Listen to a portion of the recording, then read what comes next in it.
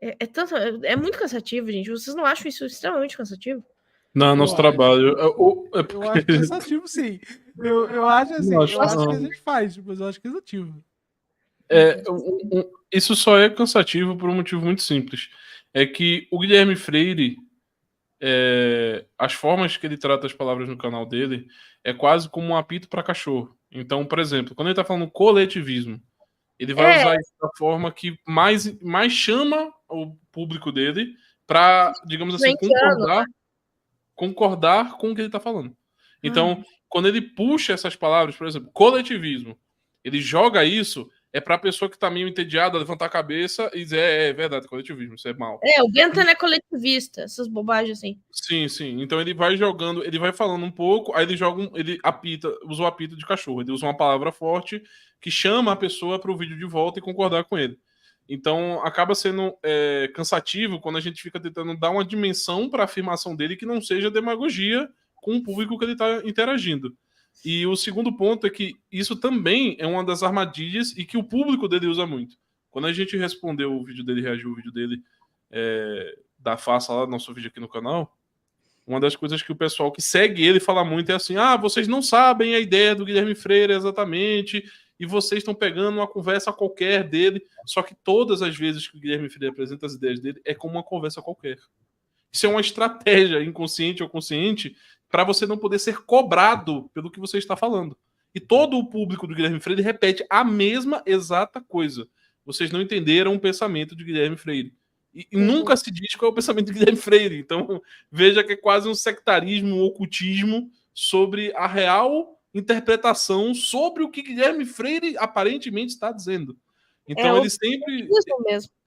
Sim, ele se apresenta sempre em termos menores e dando a ideia que esse termo menor tem sempre um arcabouço gigantesco por trás, e aí vai dizer, não, Spengler e diversos outros autores. Eu posso até citar aqui os autores e os livros, mas eu não vou fazer isso, porque, então, assim, é sempre essa linha estrutural de ficar jogando termos menores, que pode ter uma conotação, um conceito muito mais forte, um termo muito mais forte por cima dele, atrás de algum autor, mas nunca aparece.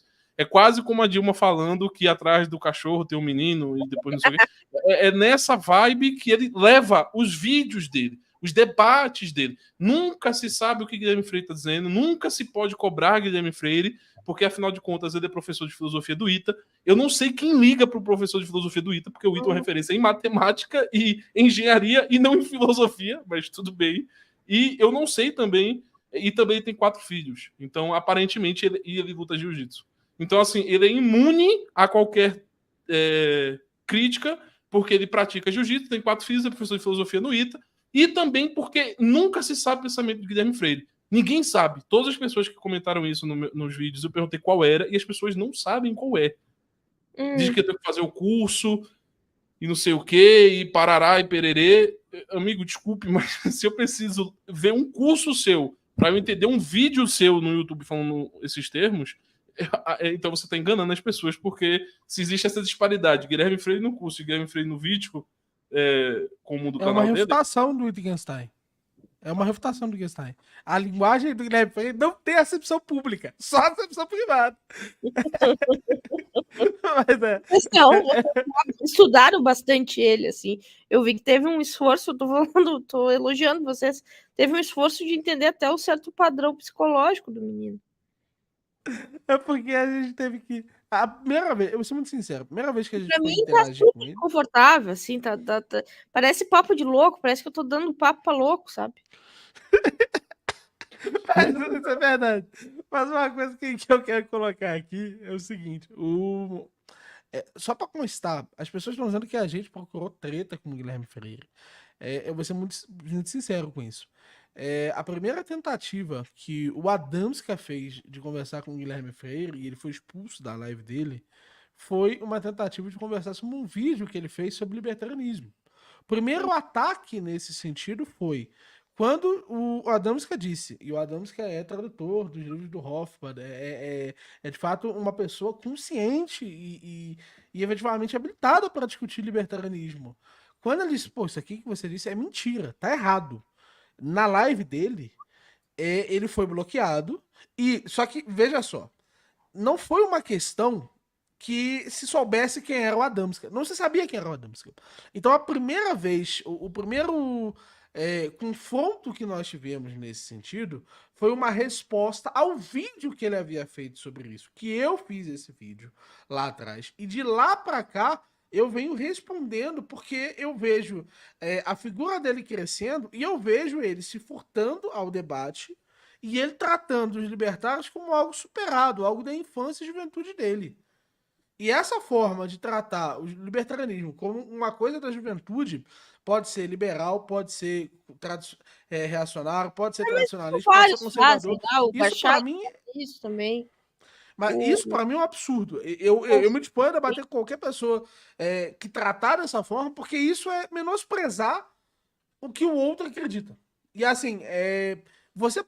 Pô, quase todo mundo que é de direita teve uma fase socialista. Não é por isso que o socialismo tá errado. O socialismo tá errado, ponto. Mas não é por isso. Ter uma fase, você abandonar uma ideia e ela ter feito parte da sua juventude, não é o que define se a ideia tá certa ou errada. E a forma como ele conduziu essa conversa, e a forma como ele, diante da fala do Adamska, ou bloqueou no canal dele, só que é aquilo, ele bloqueou como se bloquearia qualquer um. Mal sabia ele que era uma pessoa com influência, era o Adamska que tá aqui no nosso dia a dia, e que a gente não ia deixar isso quieto. Então, se hoje ele tá vendo isso, foi porque ele começou e ele destratou uma pessoa que foi lá na live dele falar de boa sobre o assunto. E eu tava do lado dele quando isso aconteceu, do lado do Adamska. Então eu presenciei essa situação e eu presenciei como foi injusta a forma como ele tocou essa questão. E não só isso, muita gente que vai criticar ele lá no canal dele também é banido, coisa que aqui não acontece.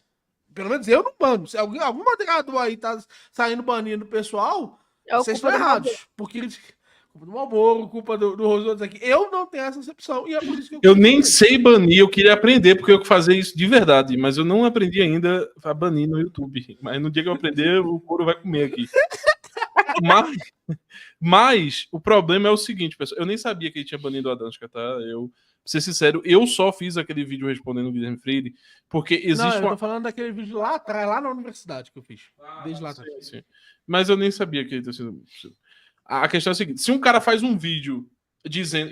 Tem um vídeo meu aqui defendendo Marx sobre a visão do Kim Kataguiri sobre o marxismo. Eu não ligo se é o marxismo, eu não ligo se é o liberalismo, se é o conservadorismo, se é arroz com feijão. Se você faz uma afirmação ilegítima em relação a um autor e sobre um conceito que ele está usando, eu vou responder o que você está falando. Isso me dá agonia.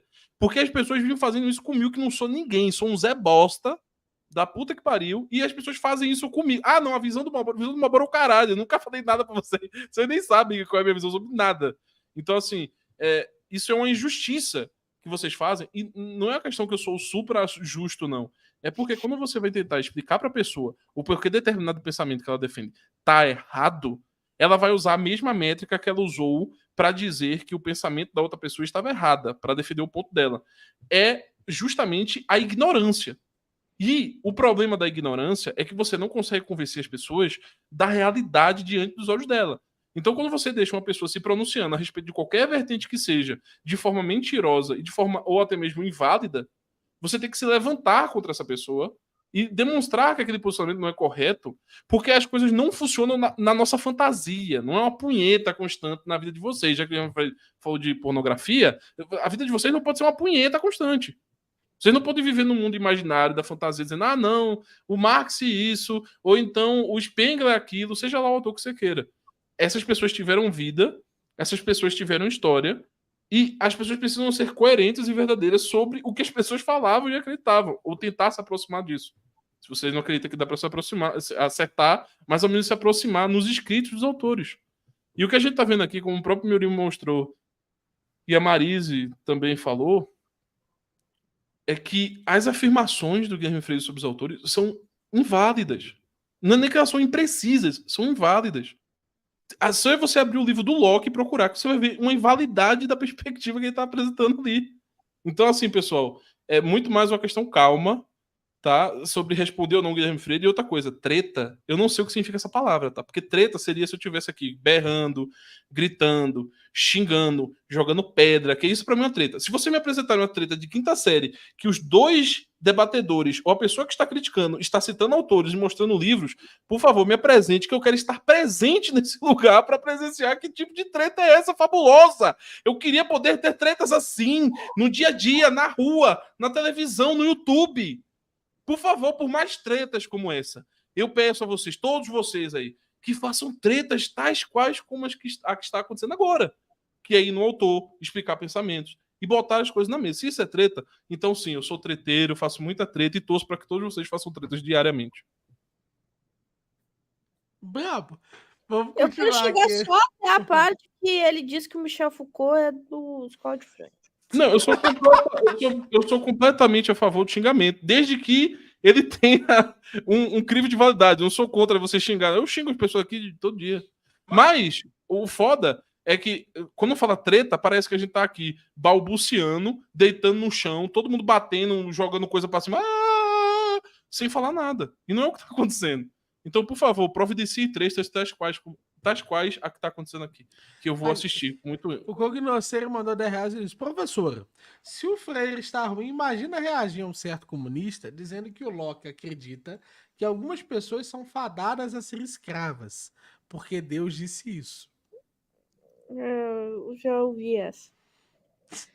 Sei lá, cara, graças a Deus, eu ainda consigo viver fora da internet, assim. Eu acho que o trabalho do Daniel e do Malboro eu não sei como é que vocês são ainda, porque aguentar esse pessoal, assim, eu não sei.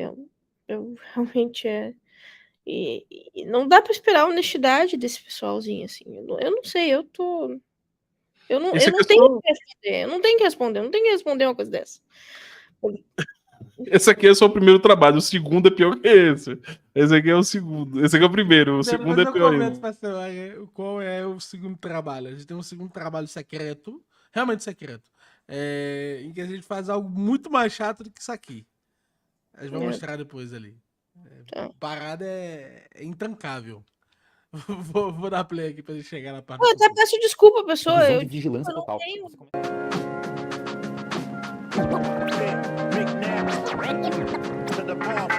Marble.